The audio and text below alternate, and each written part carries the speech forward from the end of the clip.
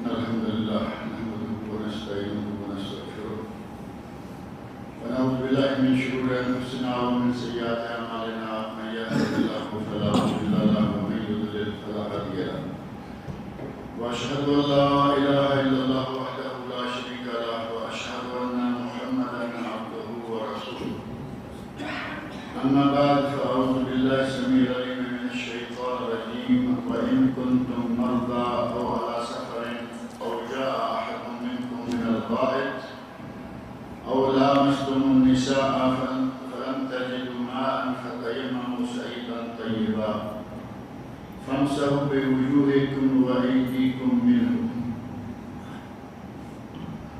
گزشتہ درس میں تیمم کی مشروعیت اور تیمم کا طریقہ اس سلسلہ میں بات چل رہی تھی اور یہ ذکر کیا گیا تھا کہ تیمم کا طریقہ اللہ رب العزت نے قرآن کریم میں سکھلایا ہے.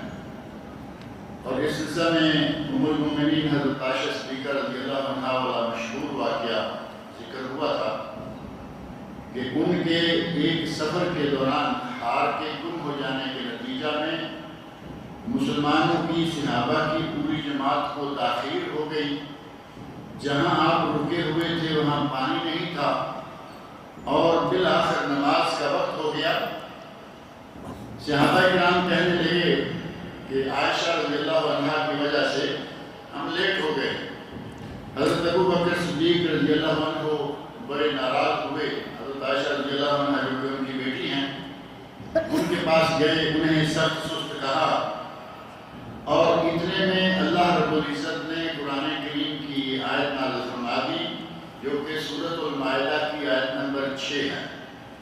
اس میں اللہ رب العزت نے ارشاد فرمایا ان کنتم مرضی او علی سفر, اگر تم بیمار ہو یا سفر میں ہو, او جاء احد منکم من الغائط, یا تم میں سے کوئی شخص قضائے حاجت سے فارغ ہو کر آیا ہو, او لامستم النساء, یا تم نے عورتوں سے مباشرت کی ہو, فلم تجدوا ماء, اور تمہیں پانی نہ ملے, فتیمموا صعیدا طیبا, تو پاک مٹی کا قصد کرو, یعنی زمین کی سطح کا قصد کرو. فامسحوا بوجوہکم, اپنے چہروں کو مل لو, وایدیکم منہ, اور اپنے ہاتھوں. اور حدیث میں یہ طریقہ واضح طور پر موجود ہے. نبی اکرم صلی اللہ علیہ وسلم نے تیمم کا طریقہ یہ بتایا کہ دونوں ہاتھوں کو زمین پر مارو. وہ زمین کیا ہے؟ اس درس میں ذکر کیا کہ وہ پتھر ہو, وہ ریت ہو, وہ چونا ہو, وہ گارا ہو, وہ مٹی ہو, چاہے کچھ بھی ہے, لیکن سطح زمین ہے. ہم کارپٹ پہ ماریں گے یا سرف پہ ماریں گے, چادر پہ ماریں گے تو وہ زمین نہیں ہے. ڈائریکٹ زمین ہو اس پہ ہاتھ ماریں اور ہاتھوں کو ایسے جوڑ کر ان کے درمیان پھونک ماریں اور ان ہاتھوں کو اپنے چہرے پر مل لیں اور پھر ان ہاتھوں کو آپس میں ایک دوسرے پر مل لیں. یہ ہے نبی اکرم صلی اللہ علیہ وسلم کا بیان کرتا صحیح احادیث میں واضح ہونے والا طریقہ تیمم.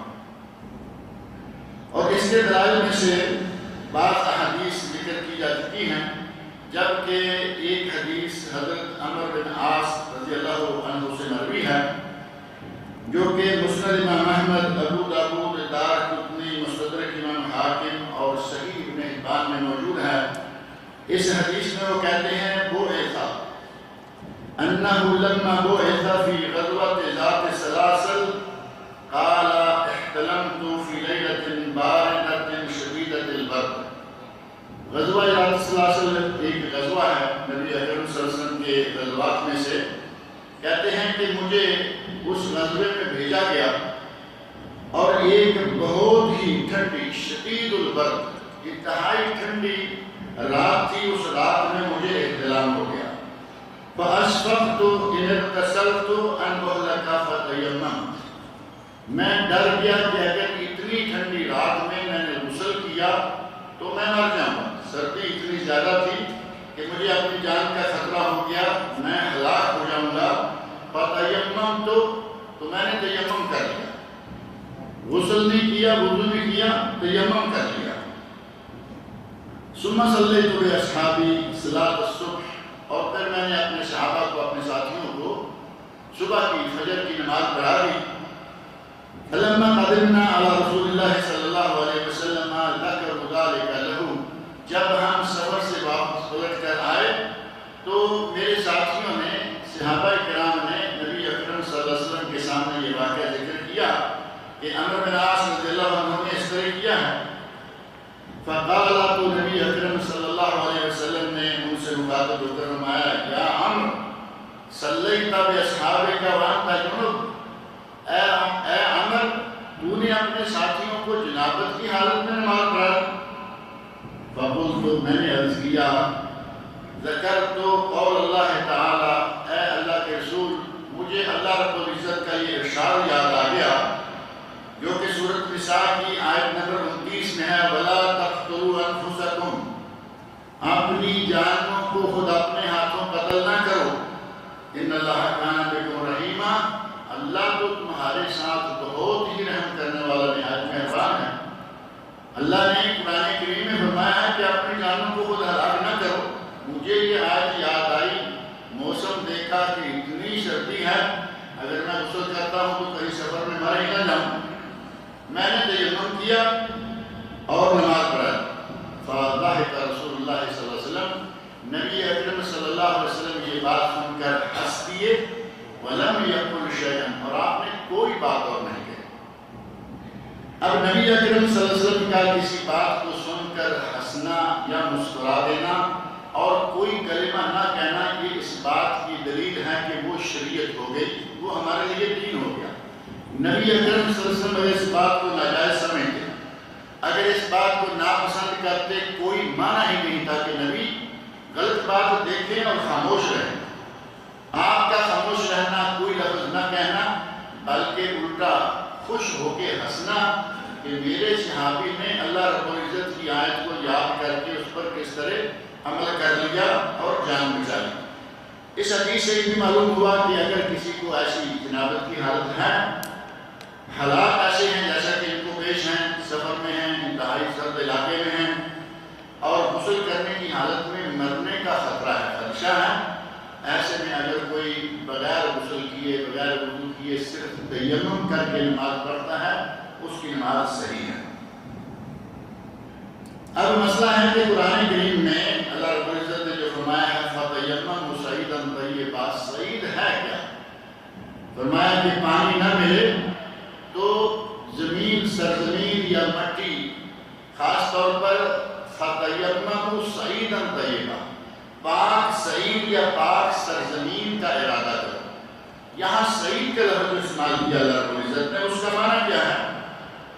ابن المنظور افریقہ کے عالم ہیں، بہت بڑے عالم ہیں اور لغت یا ڈکشنری کی سب سے ضخیم ترین کتابیں کی ہیں، بڑی بڑی 20 جلدوں میں بڑی اعلیٰ کتاب ہے جس میں ساری کی ساری عربی ڈکشنری ہے. وہ کہتے ہیں الصعید الارض، صعید سے مراد زمین ہے، سطح زمین، وہ چاہے کچھ بھی کیوں نہیں ہے. بعد نے کہا الارض طیبہ، پاک زمین ہو، صاف ستھری ہو. بعد نے کہا کہ ہر مٹی جو ہے وہ طیب ہے، اور قرآن کریم میں اللہ نے فرمایا ہے فَتَيَمَّمُوا صَعِيدًا طَيِّبًا، مٹی کا قصد کرو. اور اس ابو اسحاق کہتے ہیں الصعید وجہ الارض، صعید سے مراد ہے سطح زمین. جیسے میں نے شروع میں ذکر کیا، سطح زمین چاہے وہ کچھ بھی ہے، پتھر ہے، چونا ہے، کچھ بھی ہے، زمین کی سطح ہے، اس پہ ہاتھ مار لیں، آپ کا تیمم جو ہے وہ ہو جائے گا.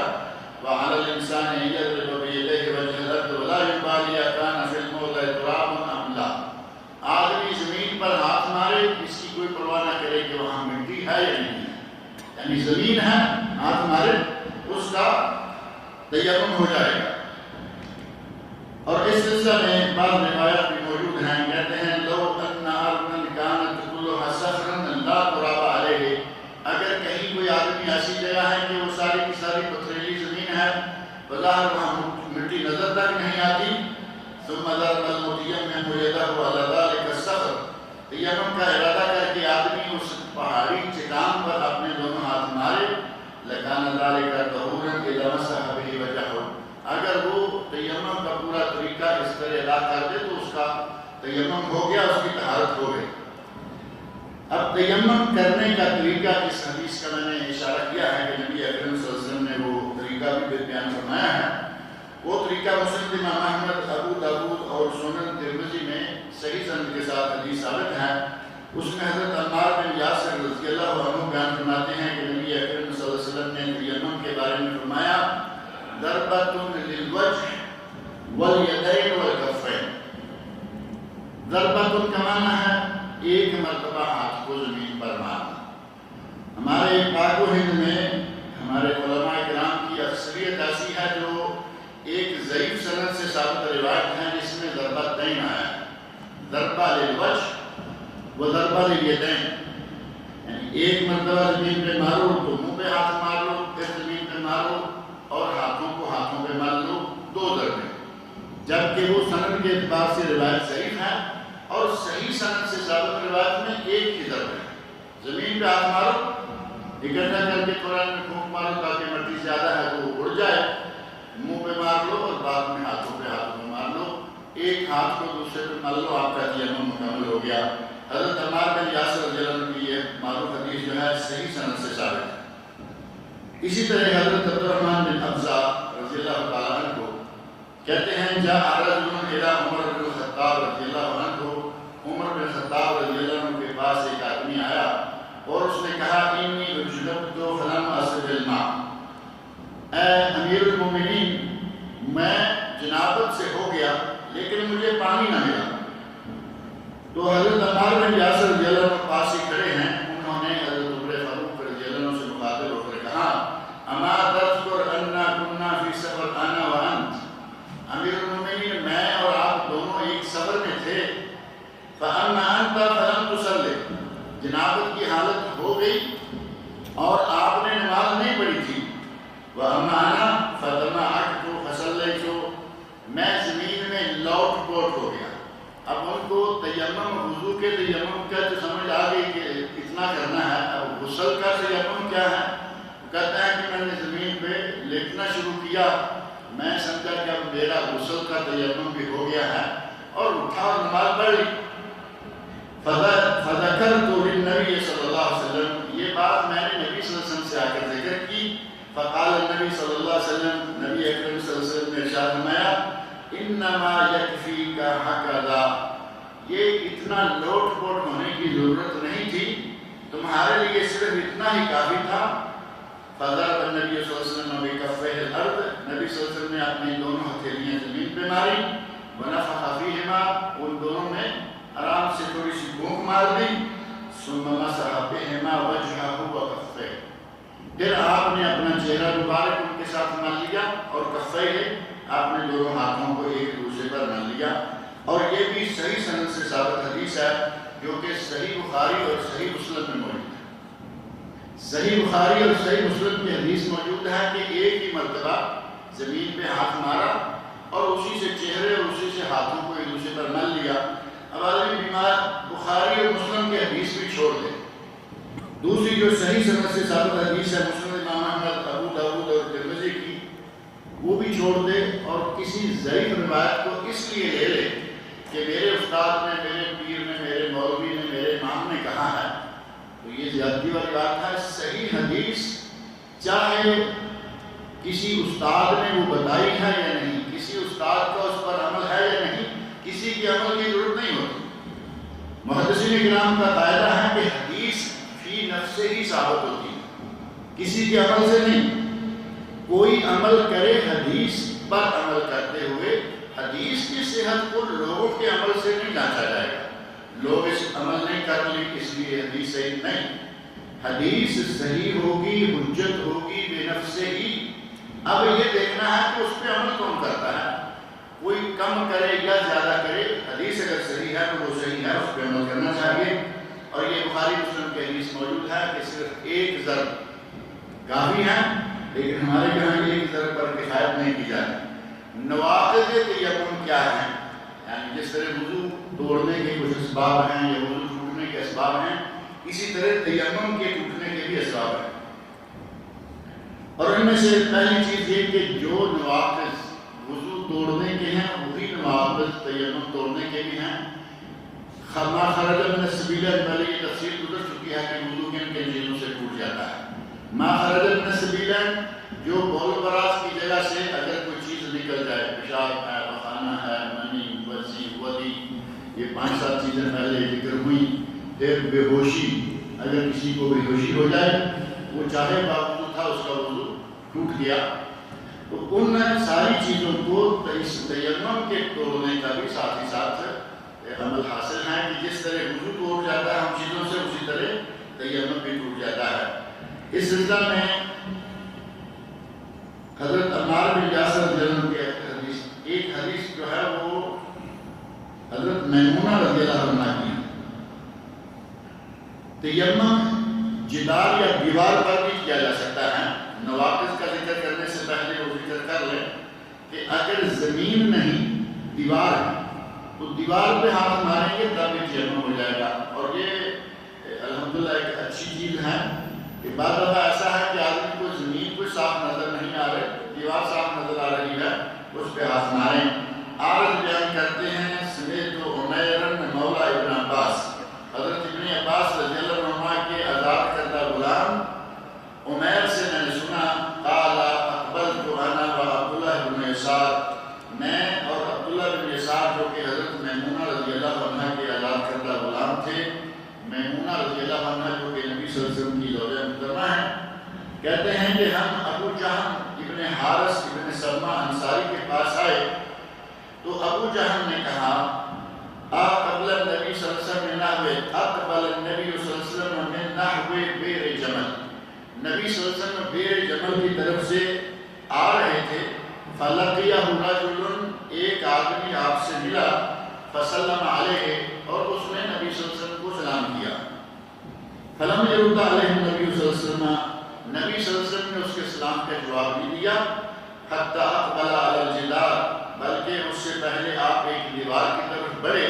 فمسح بوجہہ ویدیہ، اس دیوار پر دونوں ہاتھوں کو مار کر آپ نے اپنے چہرے اور ہاتھوں کے ایک دوسرے پر ملا، ثم رد علیہ السلام، اور پھر صحابی کے سلام کا جواب دیا۔ یعنی زمین پہ ہاتھ ماریں تب بھی تیمم ہو جائے گا، اور اگر دیوار پہ ہاتھ ماریں تو وہ چونکہ زمین ہی کا حصہ شمار ہوگی، اس شکل میں بھی تیمم ہو جائے گا۔ اور تیمم توڑنے کی ان میں جو چیزیں میں نے ذکر کی ہیں پہلے وہ ہیں، اور اسی طرح حدیث ہے، فقال الذی، دو آدمی ہیں انہوں نے سفر میں کچھ ایسا رویہ اختیار کیا، دو آدمی سفر میں تھے، نماز کا وقت ہو گیا، ان کے پاس پانی نہیں تھا، تو ان دونوں نے تیمم کر لیا، ثم وجد الماء فی الوقت۔ تیمم کو توڑنے کی چیزوں میں سے ایک یہ بھی ہے کہ تیمم کیا ہے اور اسی وقت پانی مل گیا، تو تیمم ٹوٹ گیا، پانی سے وضو کیجیے۔ یا کوئی عذر تھا، بیماری تھی، یا کوئی ایسا سبب تھا کہ آپ پانی کو استعمال نہیں کر سکتے تھے، نماز کے ہوتے ہوئے ہی پانی مل گیا، عذر زائل ہو گیا، آپ پانی سے وضو کریں، اور جو نماز پڑھ چکے ہیں اسے دہرانے کی ضرورت نہیں ہے۔ یہ نہیں ہے کہ نماز کا وقت ابھی باقی ہے اس کو دہراؤ، جو تیمم سے پڑھ چکے اللہ مقبول ہے اسے دہرانے کی ضرورت نہیں ہے، لیکن آگے جو باقی کا حصہ ہے اس کے لیے آپ اس تیمم سے کام نہ لیں۔ کہتے ہیں کہ دو آدمی سفر میں تھے، حضرت ابو سعید خدری رضی اللہ عنہ سے یہ حدیث مروی ہے، ان دونوں کے پاس پانی نہیں تھا، انہوں نے تیمم کیا اور اس کے بعد پانی مل گیا، فَأَعَادَ أَحَدُهُمَا الْوُضُوءَ وَالصَّلَاةَ، ان دونوں میں سے ایک نے وضو بھی کیا اور نماز کو بھی دہرا دیا، یعنی پہلے پڑھ لی تھی تیمم سے، پھر انہوں نے وضو کر کے دوبارہ نماز پڑھ لی، وَلَمْ يُعْدِ الْآخِرُ، لیکن دوسرے نے وضو نہیں کیا اور نہ نماز کو دہرایا، یا وضو کیا لیکن نماز نہیں دہرایا۔ ثم آتا یا رسول اللہ صلی اللہ علیہ وسلم، پھر وہ نبی صلی اللہ علیہ وسلم کی خدمت میں حاضر ہوئے، فَذَكَرَ ذَلِكَ لَهُ، آپ کی خدمت میں حاضر ہو کر یہ بات آپ کو بتائی، فَقَالَ لِلَّذِي لَمْ يُعِدْ، جس نے نماز کو دہرایا نہیں، اس سے مخاطب ہو کر نبی صلی اللہ علیہ وسلم فرمایا، اصبت السنہ، تو نے سنت کو پا لیا، یعنی سنت یہی ہے کہ ایک نماز آپ نے پڑھ لی ہے، اسے دہرانے کی ضرورت نہیں ہے، وَأَجْزَأَتْكَ صَلَاتُكَ، اور تمہاری نماز جو ہے وہ ہو گئی، تمہاری نماز مکمل ہو گئی۔ اور جس آدمی نے وضو کیا اور دوبارہ نماز پڑھی اس سے مخاطب ہو کر فرمایا لک الاجر مرتین، تمہیں 2 گنا ثواب ہوگا۔ پہلے بھی نماز پڑھی تھی، پھر وضو کر کے بھی نماز پڑھ لی، تمہیں ثواب 2 گنا ہوگا۔ لیکن سنت یہی ہے، یعنی آئندہ کے لیے لوگوں کے لیے طے کر دیا، سنت یہ ہے کہ نماز کو دہرانا نہیں، بلکہ جو پڑھ لی ہے وہ پڑھ لی ہے۔ اور اسی سلسلہ میں ایک مسئلہ یہ ہے کہ پانی نہیں ہے لیکن کسی کو جنابت ہو گئی، اب وہ کیا کرے؟ پہلے سے معلوم ہے کہ پانی نہیں ہے اور اس کو مباشرت کی حاجت ہو گئی، اب وہ کیا مباشرت کرے گا؟ یہ دیکھے کہ پانی نہیں ہے اس لیے میں مباشرت نہیں کروں گا۔ حضرت ابو ذر غفاری رضی اللہ عنہ فرماتے ہیں اجتویت المدینہ، مدینہ منورہ کی آب و ہوا مجھے راس نہ رہی، کسی وجہ سے آب و ہوا نے مجھے متاثر کر لیا، تو نبی اکرم صلی اللہ علیہ وسلم نے مجھے حکم دیا کہ میں جہاں صدقے کے اونٹ ہیں وہاں چلا جاؤں، یعنی جنگل میں چلا جاؤں۔ میں وہاں سے ایک دن نبی صلی اللہ علیہ وسلم کی خدمت میں حاضر ہوا اور میں نے کہا ہلاک ابو ذر، اے اللہ کے رسول ابو ذر کو ہلاک ہو گیا۔ قال، آپ نے ارشاد فرمایا نا حالک، کیا ہوا یا تمہیں کس چیز نے ہلاک کیا؟ قال كنت اتعرض للجنابہ، اے اللہ کے نبی میں جنابت سے ہو گیا یا ہو جاتا تھا، ولیس قربی ماء، اور میرے پاس کوئی پانی نہیں ہوتا تھا۔ فقال، تو نبی اکرم صلی اللہ علیہ وسلم نے ارشاد فرمایا ان الصعید طہور لمن لم یجد الماء 10 سنین، اگر کسی کو 10 سال بھی پانی نہ ملے، مٹی اس کے لیے طہور ہے، طہارت اور وضو اور غسل کے قائم مقام ہے۔ اور یہ حدیث صحیح ہے، مسند امام احمد اور ابو داؤد میں یہ روایت موجود ہے۔ اگر کسی کو زخم ہو، آگے بھی تیمم توڑنے کے اسباب جو ہیں وہ کچھ اور بھی ہیں، انشاءاللہ اگلے اتوار کو ذکر کریں گے۔ اللہ رب العزت مجھے اور آپ سب لوگوں کو نبی اکرم صلی اللہ علیہ وسلم کے ارشادات کو پڑھنے، سننے اور ان پر عمل کرنے کی توفیق عطا فرمائے۔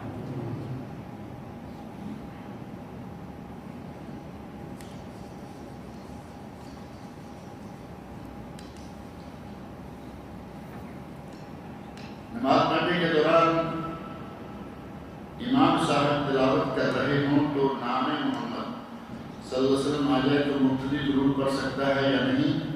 بہتر یہ ہے کہ جیسے ہم نماز کے باہر باقاعدہ آواز کے ساتھ اور واضح طور پر پڑھتے ہیں، نماز کے دوران نہ پڑھا جائے، لیکن دلی طور پر جو جذبات ہیں وہ ہوں، جیسے محمد رسول اللہ۔ اب آپ کے نماز سے باہر ہیں تو نکلے گا صلی اللہ علیہ وسلم، لیکن نماز کے اندر یہ نہیں، نماز کے اندر ضرور پڑھیں لیکن دل ہی دل میں پڑھ لیں، نماز سے فارغ ہو گئے پھر آپ جتنا چاہے دوبارہ ضرور پڑھ لیں۔ جمعہ کی نماز سے پہلے جو سنت نماز پڑھنی چاہیے اور نماز جمعہ کے بعد کتنی سنتیں ہیں؟ 2 یا 4۔ جمعہ سے پہلے سنتیں پڑھنی چاہیے، یعنی یہ نہیں کہ اس وقت آپ مسجد میں آئیں جب امام سلام دے رہے ہیں قریب ہو کہ ریڈی میں جمعہ لیا اور واپس آ گئے۔ اور دلیل کیا ہے کہ ہمیں عربی نہیں آتی، بیٹھ کے کیا فائدہ ہے؟ عربی نہیں آتی، ثواب تو آتا ہے نا۔ ثواب کے لیے نبی اکرم صلی اللہ علیہ وسلم فرماتے ہیں کہ جو سب سے پہلے مسجد میں آئے گا اسے اونٹ کی قربانی کا ثواب ملے گا، دوسرے کو گائے کا، تیسرے کو بکرے کا، چوتھے کو کم اور کم، اور آپ آخر تک انتظار کرتے رہیں کہ دیکھیں گے جب جماعت کے قریب وقت آئے گا مسجد میں جاتا ہوں۔ یہ مسلمان والا رویہ صحیح نہیں ہے۔ آپ وقت پر مسجد میں جائیں اور 2 رکعت کم از کم ضرور پڑھ کے بیٹھیں، جو کہ تحیۃ المسجد ہے۔ یہ جمعے کی سنتیں نہیں ہیں، یہ تحیۃ المسجد ہے۔ جمعے کی سنن قبلیہ جیسے ظہر کی پہلے 4 یا 2 ہیں، جمعے کی ایسے طے شدہ سنن قبلیہ نہیں ہے۔ 2 فرض اور اس کے بعد آپ کا ارشاد ہے اگر کوئی مسجد میں سنتیں پڑھے تو وہ 4 رکعتیں پڑھے، اور خود نبی صلی اللہ علیہ وسلم نے گھر میں جا کر 2 رکعتیں پڑھی، لہذا 4 پڑھنا افضل۔ اور اگر کوئی یہ سمجھے کہ مجھے جلدی ہے 4 پڑھنے میں دیر ہو جائے گی 2-4 منٹ اور 2-4 منٹ تو ہم نہیں لگنے دیتے ہیں، اس کو 1.5 منٹ میں 2-3 رکعتیں پڑھ لیتے ہیں۔ بہرحال اگر اتنا بھی ٹائم بچانا چاہتا ہے کہ 2 رکعتوں کا وقت بچ جائے، صرف 2 پڑھ لے تو جائز ہے، نماز جمعہ مکمل ہو جائے گی۔ 4 پڑھے تو وہ افضل ہے۔ یہ ہے نماز کل جو جمعہ کی ہے. اس سے پہلے جو لوگ کہتے ہیں کہ 4 رکعتیں جو ہیں وہ سنتیں ہیں اور پھر پوچھیں کہ وہ 4 رکعتیں کیا ہیں تو پتہ چلتا ہے کہ وہ پہلے ظہر کی چونکہ 4 ہیں. ابھی چونکہ چنانچہ کی کوئی ضرورت نہیں ہے. نبی اکرم صلی اللہ علیہ وسلم نے جمعہ کو نماز ہی الگ کرا دیا. قرآن میں اللہ نے جمعہ کا الگ سے ذکر کیا، مستقل نماز ہے. اس میں کھرچا تانی اور ادھر سے لائیں ادھر سے لائیں اس کی کوئی ضرورت نہیں ہے. نبی اکرم صلی اللہ علیہ وسلم نے فرمایا جب بھی تم میں سے کوئی مسجد میں داخل ہو تو 2 رکعت پڑھے بغیر نہ بیٹھے. یہ ہے 2 رکعت جمعہ سے پہلے جب بھی آپ آئیں، چاہے امام خطبہ دے رہا ہے، خطبے کے دوران بھی مسجد میں آئیں گے تو یہ 2 رکعتیں پڑھ کے بیٹھیں. ہمارے یہاں بڑا عجیب سلسلہ رہتا ہے کہ آئے گے سیدھے پہلے بیٹھ جائیں. خطبے کے دوران آئے، پہلے آتے ہی امام کے سامنے جھک کے بیٹھ گئے. اب امام ہر جگہ ایسا تو نہیں ہوتا نا کہ آدمی ایک کو کہیں کہ اٹھو پڑھو. نبی اکرم صلی اللہ علیہ وسلم کے سامنے ایک آدمی آیا، بیٹھ گیا، فرمایا نماز پڑھ لی ہے؟ ہو سکتا ہے تھوڑا پیچھے کہیں پڑھ گیا ہے. فرمایا نہیں، فرمایا اٹھو 2 رکعت پڑھو پھر بیٹھو. آج کل دیکھنے میں آتا ہے کہ مسجد میں گھستے جائیں گے، بیٹھتے جائیں گے، ادھر اذان ہونے لگتی ہے جماعت کے کھڑی کرنے کے لیے اور ادھر یہ تیاری کرتے ہیں. اور ہمارے یہاں کے درمیان میں اذان کوئی نہیں ہوتی، بات تو اتنے درمیان میں ہو جاتی ہے. یہاں درمیان میں بیٹھتے ہیں ایک مرتبہ، امام بیٹھتا ہے کہ مقتدی کھڑا ہو جاتا ہے. یعنی امام کے برعکس ہی چلنا ہے. امام کھڑا ہے یہ بیٹھا ہے، امام بیٹھ رہا ہے یہ کھڑا ہو رہا ہے. مسجد میں آتے ہی 2 رکعتیں پڑھے بغیر بیٹھنا جائز نہیں ہے. وہ 2 رکعتیں ہیں جو پہلے. کسی بھائی نے لکھا ہے کہ ان کی بردر لا یا کو سسٹر ساری بیمار ہیں، دعا کریں کہ اللہ رب العزت کہا ہے کہ فوت ہو گئی ہیں. اللہ رب العزت ان کی مغفرت فرمائے، اللہ تعالیٰ ان کی بشری خدایوں کو معاف کرے، اللہ تعالیٰ رب العزت الفردوس میں اعلیٰ سے ملائے.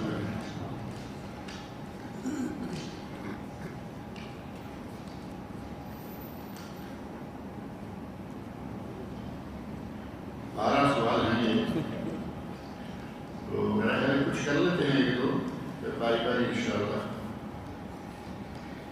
لکھا ہے کہ زکوٰۃ کے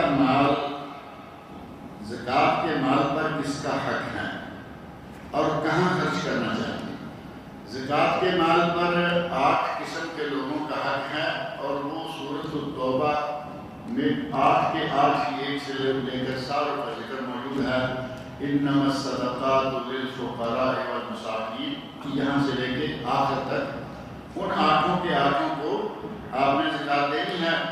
اگر ساری ایک کو دے دیں، اگر کوئی واقعی ضرورت مند محتاج ہے تو بھی ٹھیک ہے، لیکن اگر بانٹ کے دیں تو زیادہ بہتر ہے. اور ان میں سے ایک ہے وفی سبیل اللہ، اللہ کی راہ میں. اللہ کی راہ میں کون کون ہے، کیا کیا ادارہ ہے، کون کون سی جگہ ہے جس کو اللہ کی راہ میں آتا ہے.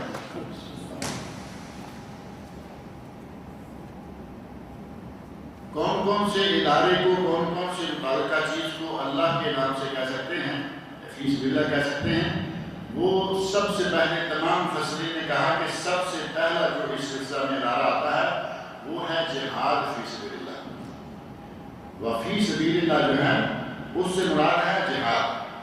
اور اس کے بعد دینی مدارس ہیں، مدارس دینیا میں دیں کوئی بات نہیں. اور فی سبیل اللہ کے طور پر دعوت و ارشاد کے کام ہیں وہ بھی فی سبیل اللہ ہوتے ہیں، ان میں بھی دے سکتے ہیں. وہ سارے جو 8 مصارف ہیں وہ سن لیجئے. سورۃ التوبہ آیت نمبر 60 ہے، انما الصدقات للفقراء والمساکین. فقراء مساکین دونوں تو معروف ہیں. فقیر اور مسکین ایک ہی بات ہوتی ہے، لیکن بعد میں تھوڑا سا فرق کیا ہے کہ فقیر وہ ہے جو نادار کے معنی میں اس کے پاس کچھ بھی نہیں، وہ فقیر ہے. اور مسکین وہ ہے کہ جس کے پاس آمدنی تو ہے لیکن اس کی ضرورت سے کم ہے. بال بچے والا آدمی ہے، 2000 ریال تنخواہ ہے، اس کو ہر مہینے 100-200 قرض ہو جاتا ہے. یعنی خرچہ جائز اور شرعی خرچہ 2200 اور تنخواہ ہے 2000، تو یہ مسکین ہے، اس کو زکوٰۃ دی جا سکتی ہے.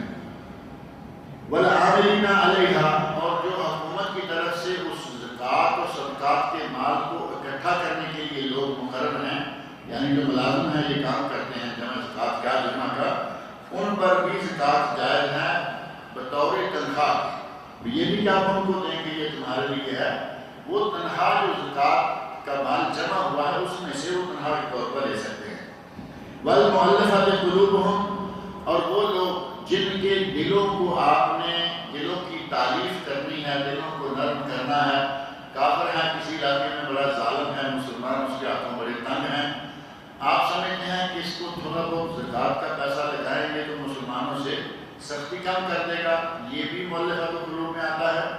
اور دوسرا یہ ہے کہ آدمی آپ سمجھتے ہیں کہ اس کو زکوٰۃ دی جائے گی تو یہ مسلمان ہو جائے گا، یہ بھی مؤلفۃ قلوب میں آ رہا ہے۔ کافر جو مسلمان ہونا چاہ رہا ہے یا قریب ہے، یا وہ کافر جو بڑا ظالم ہے، ظالم کافر کے ظلم کو کم کرنے اور مسلمان ہونے کے قریب جو ہے اس کو اسلام کی طرف رغبت دلانے کے لیے یہ ہے والمؤلفۃ قلوبہم وفی الرقاب، اور گردنوں میں، یعنی اگر کوئی آدمی غلام ہے اس کو زکوٰۃ کے پیسے سے خرید کر آزاد کیا جا سکتا ہے، یا قرضے میں کوئی آدمی پھنسا ہوا ہے، والغارمین، قرضہ ہو گیا، کسی کی گارنٹی دے دی کہ شریف آدمی ہے میں اس کی گارنٹی دے دیتا ہوں، شریف آدمی بھاگ گیا، اب اس آدمی کو اتنا پیسہ دینا پڑے گا اپنی جیب سے، اس کے لیے بہت بھاری معاملہ ہے، اس کی زکوٰۃ کے پیسے سے مدد کی جا سکتی ہے۔ وفی سبیل اللہ، اور اللہ کی راہ میں جیسا کہ ہم نے پہلے ذکر کیا، جہاد ہے، دینی کتابوں کی نشر و اشاعت ہے، دعوت و ارشاد ہے، جلسے ہیں، ان سب میں فی سبیل اللہ آتا ہے۔ اور زکوٰۃ مسجد پر نہیں لگتی، مدارس پر لگتی ہے، مسجد چونکہ اللہ کا گھر ہے اور اللہ ساری کائنات کا خالق و مالک ہے، وہ زکوٰۃ کیوں لے گا۔ وابن السبیل، اور مسافر مالدار ہیں اپنے علاقے میں، لیکن راستے میں جیب کٹ گئی، لٹ گیا، کوئی نہ کوئی ایسا واقعہ پیش آ گیا کہ اب اس کے پاس کچھ نہیں، تو اس کو زکوٰۃ دی جا سکتی ہے۔ اور یہ تو اس وقت کی بات ہے، آج کل تو بڑا آسان ہو گیا، اگر کسی کی جیب کٹ گئی، اب یہ ہے کہ اس میں وہ ATM کارڈ بھی ساتھ کٹ گیا تو مشکل ہو گئی، ورنہ آج ATM کارڈ ہے، دنیا کے کسی کونے میں بھی جا کے لگائیں وہ کام کرتا ہے۔ فریضۃ من اللہ، یہ اللہ کی طرف سے فریضہ ہے، واللہ علیم حکیم، اور اللہ جاننے والا اور بہت ہی حکمتوں والا ہے۔ یہ ہیں زکوٰۃ کے مصارف جن میں آپ اپنے مال زکوٰۃ کو خرچ کر سکتے ہیں۔ دوسرا سوال ہے کہ رسول اللہ صلی اللہ علیہ وسلم سے تو محبت لیکن حدیث سے نفرت، بڑی معقول سی بات ہے کہ رسول اللہ صلی اللہ علیہ وسلم سے تو محبت کا دم بھریں، 24 گھنٹے اپنے آپ کو عاشق رسول کہیں، اور جب کہیں کہ یہ حدیث رسول ہے تو کہیں کہ یہ حدیثوں کا کھاتا ہے، یہ وہابیوں کا کھاتا ہے، یہ فلاں ہے، یہ ڈمکان ہے، تو یہ اشارہ بہت اچھا کس نے دیا ہے کہ رسول سے محبت اور حدیث سے نفرت، یہ کیا رویہ ہو۔